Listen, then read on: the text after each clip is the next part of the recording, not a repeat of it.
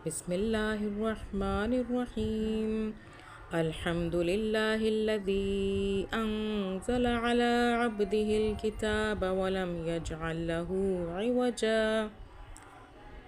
قيما لينذر بأسا شديدا من لدنه ويبشر المؤمنين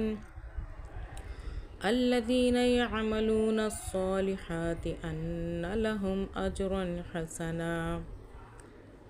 ماكثين فيه أبدا وينذر الذين قالوا اتخذ الله ولدا ما لهم به من علم ولا لآبائهم كبرت كلمة تخرج من أفواههم إن يقولون إلا كذبا فلعلك باخع نفسك على آثارهم إن لم يؤمنوا بهذا الحديث أسفا إنا جعلنا ما على الأرض زينة لها لنبلوهم أيهم أحسن عملا وإنا لجاعلون ما عليها صعيدا جرزا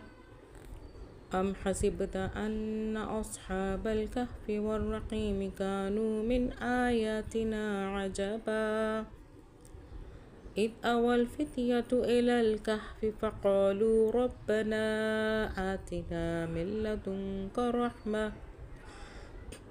لدنك رحمة وهيئ لنا من أمرنا رشدا.